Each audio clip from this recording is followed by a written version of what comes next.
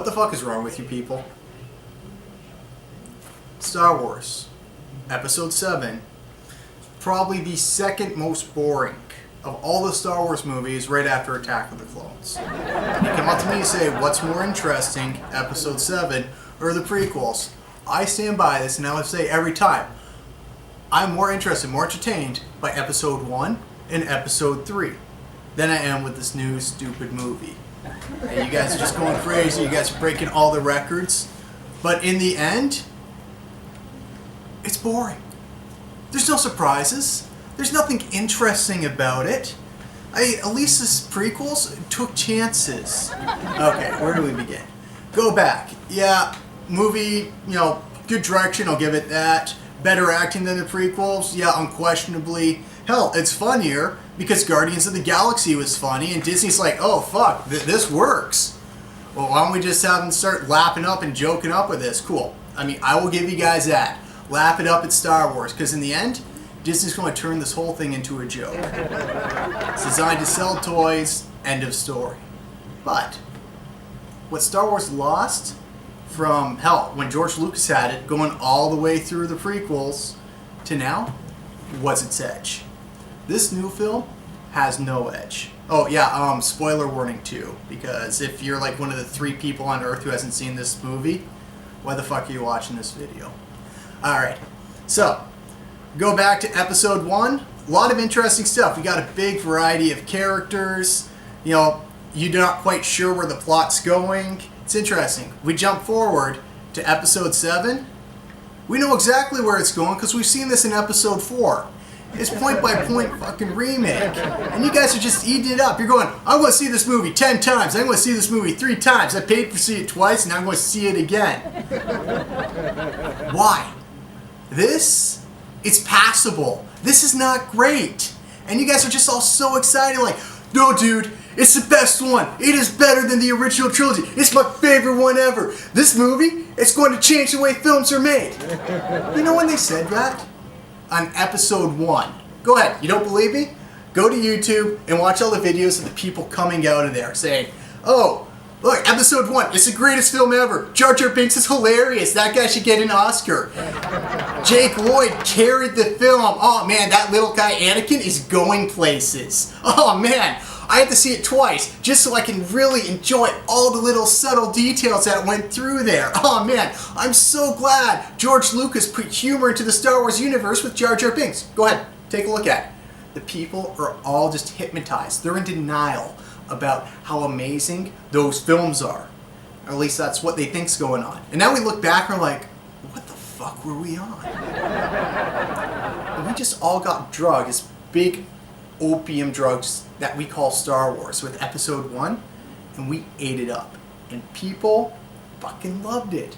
And now we look back and it's all this bullshit. It's going to be the same thing with this new movie. Like, not to that extent, but I guarantee you guys are going to look back in 3 years and go, was it really that good? Did it really deserve to break all those records? And I know, the answer is no, it didn't. Why? Because the film takes no chances. It's what you've seen before. It is the greatest hit compilation of Star Wars in a movie. So, we go back. Oh, what do people like? Well, people like, space battles. Cool.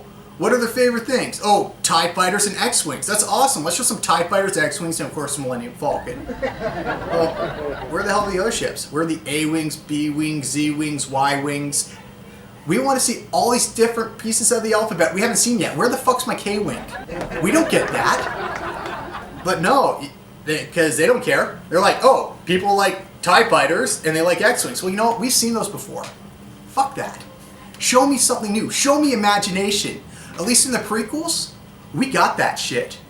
We got T-Wings and Chrome Ship and C plots and prototype Star Destroyers. All those were there. Those were interesting. Those were cool designs. Now they're like, Disney's like, we already have the toys pre-made. We already have the rights to them. We're pre-factoring them and we can put these out without spoiling the movie. So we're going to do that. Oh, you want to see imagination and expansion of this universe? Fuck you. You're getting what we know sells, and you're going to like it. And you guys fell right in bed, just giving out your money and going. Well, at least we got different at least we got those different planets now, right? We got Tatooine. Oh, nope. It's, what's it called? Junk World, whatever. It's a desert planet. It's fucking Tatooine. It's Dune. Let's be honest here. George Lucas ripped Tatooine off Dune, and this new Star Wars ripped Jack from Tatooine. It's the same fucking thing. So how does it start? Well, the Imperials come down and they start shooting everyone, and then a droid gets his secret plans and escapes, and the person gets captured. Oh, that sounds really fucking familiar. Oh yeah, and then the droid meets this person who feels like they don't belong on a desert planet. Oh wow, this seems really familiar. Oh, and that person gets the Force. It sounded really fucking familiar. And it's like, oh, and then the person teams up with this guy who doesn't really know what they're doing. And that guy is kind of a rebel on the run. Alright, cool, whatever. Oh, and then they go into the Millennium Falcon to get off the desert planet. You know what? This is seeming really, really fucking familiar.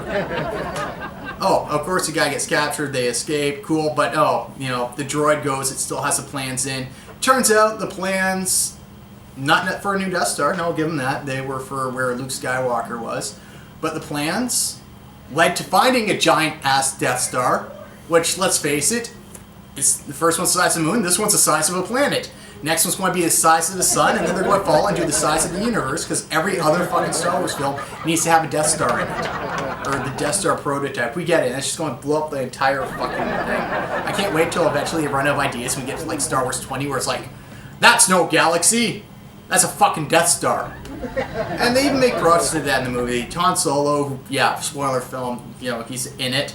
It's like, oh yeah, look, we have a Death Star, it's a bigger Death Star, and the Death Star's got blast shields, because we know they have blast shields, and there's always a little vent you can crawl through to destroy it, and they do that just like in the first movie, and it blows up planets, but because it's a sequel and everything's better, instead of blowing up one planet at a time, this one blows up 6 planets at a time, and drains the sun, destroying the planets of that solar system.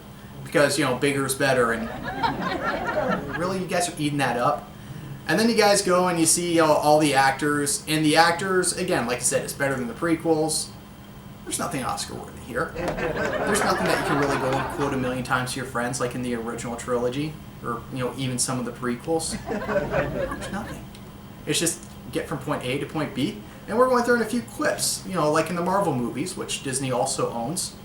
And you guys don't have to think about it too hard. We're going to make a joke about how absurd this whole thing is. Aren't you glad that we don't expect you to take this seriously or get emotionally invested in any way? Alright, fair enough. So they team up with the old mentor instead of being Ben. This time it's Han. Spoiler, if you haven't seen the film, again, why the fuck are you watching this? Han gets killed. Just like Ben gets killed. And, this is Han Solo. Han Solo should have gone down with the blaze of glory. I think pretty much everyone agrees with that. No, he goes out without a fight because fuck you. Oh, and then the main villain turns out to be related to someone. Again, just like the previous films. And when it's all said and done, there's so many fucking plot holes. And I want them to have answers to the next one. I'm going to give them the benefit of the doubt, but I mean, let's face it, this is J.J. Abrams. This guy's not known for thinking this thing all the way through. How did Luke Skywalker's lightsaber get there? Well, they don't have to explain it in the next film. What they're going to do is that they're going to have 3 comic book versions of how the lightsaber went from Basin City, wherever it's beneath Cloud City, to the bottom of the Yavin Temple. I assume it's a Yavin Temple. I forget what it's called. I don't really care. And to get the whole story, not only will you have to buy those comics, you also have to buy the video game. And then they'll give little tidbits at the back of toy boxes just so you can get the complete story there and buying all the tie-in merchandise. You guys are eating it up. And then you got Carrie Fisher. Carrie Fisher comes out. Everyone's like, oh, wow, she can actually act again. No, she does an okay performance. She's acting sane. Good for her. That shows that she can still act. It's not a great performance, not something that we're really going to memorize years from now. So, you get all that. And then, it just gets boring from there. Like, what else do you really have to say about it? Buy her toys. Go in there, we're going to do all this stuff that's been done 100 times since with young adult novels. It's boring. Give me the prequels. I want to see the prequels. I want to see what they did in the prequels, where they took chances. Oh, what happened? Oh man, there's this character everyone hates, Jar Jar Binks. Well, you know what? He took a chance. It blew up in his face, but he took a chance. And now people are kind of looking back like, were we too harsh on Jar Jar Binks? Probably. I hate the character. You hate the character. But the character had potential. It could have gone places. And backlash was just so huge that it didn't. That's our fault. That's not George Lucas's fault. That fault belongs to us. So, what else do the prequels do right? Spectacle. Because when you think about, like, what were the big chase scenes? What were the big fight scenes of this new movie? This stuff we'd seen before. It's okay. Nothing wrong with it. But you know what? In the prequels, we got a pod racing scene.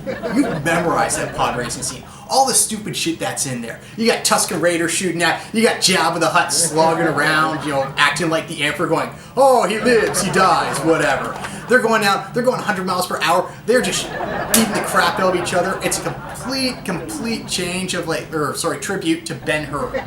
Okay? Awesome. And you memorize that. On top of that, we also got the awesome dual lightsaber Darth Maul fight. Kicked ass. Yeah.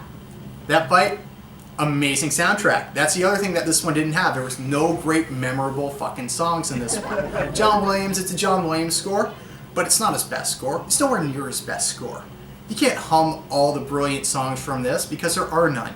You go back to the original trilogy, you go back to pretty much any other movie he did, there's those ones that stand out immediately that are instantly hummable that you go, yes, the second you heard 2 bars, you know what it is. You don't know anything from this one. It's all background music. Yeah, it does the job getting it from like point A to point B. It's not going to stand out. It's not going to win any Oscars. It's adequate, which is exactly what they're going for with this. It's not a great film, but people are eating it up like it is. Prequels. What else do the prequels do better?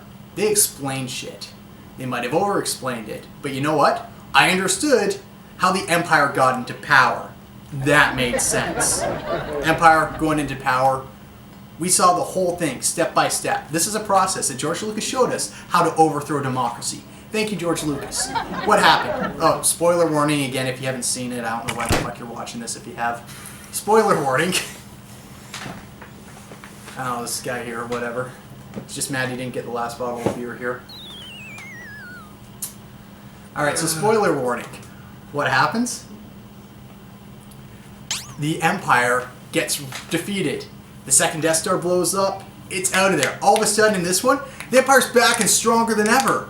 We don't get any answers. Why? Because it's J.J. Abrams. He doesn't want to give you answers. He wants to give you questions. He's like, I'm going to be, lazy, write half a story. I'll let you guys figure it out. And again, Disney's like, oh yeah, you guys just buy our toys and video games. We'll explain how this happens. No. Give that to me in the movie. George Lucas, again, in the prequels, explained how they grew and raised to power. This one doesn't. It leaves a lot of questions. There's no guarantee we're going to get the answers. We just assume we're going to get the answers. And what was the last film that did that? Oh yeah, the Matrix trilogy, Matrix Reloaded. Everyone's like, oh no, it's going to kick ass. They're going to show us what's next in the sequels. No, prepare to be disappointed. You guys are going to look back in like 3 years and go, what the fuck? It's average. And when it comes down to it, the stuff that Episode 1 did, at its height, was a lot better than what Episode 7 did. Even if Episode 7 might even be an overall better movie, if you're taking a look at production value, fine.